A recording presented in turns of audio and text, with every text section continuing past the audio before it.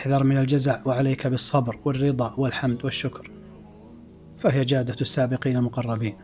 وتذكر أنك كلما أصبحت تقول رضيت بالله ربا، فيا من رضيت بالله ربا ارضى بتدبيره سبحانه وتعالى. قد يضيق صدرك بما لم يعط لك، ولو رأيت حكمة الله فيه لرضيت ولحمدت الله تعالى وشكرته على ذلك. ليس الغنى بكثرة ما تملك، بل بما يستغني به قلبك.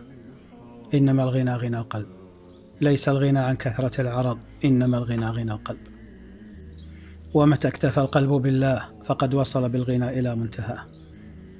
أكثر من حمد الله تعالى وشكره، فليس أحد أحب إليه المدح من الله، وليس أحد أحق بالشكر من الله.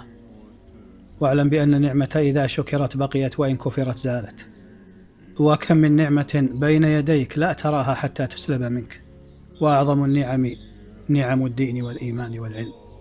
فاحمد الله على كل حال، وتأمل نعمه واشكره عليها، واحمد الله تعالى في السراء والضراء، واشكره على ما أعطى وعلى ما منع، فإن المنع أحيانا عين العطاء، ولا يفقه ذلك إلا الصديقون، جعلني الله وإياك منهم.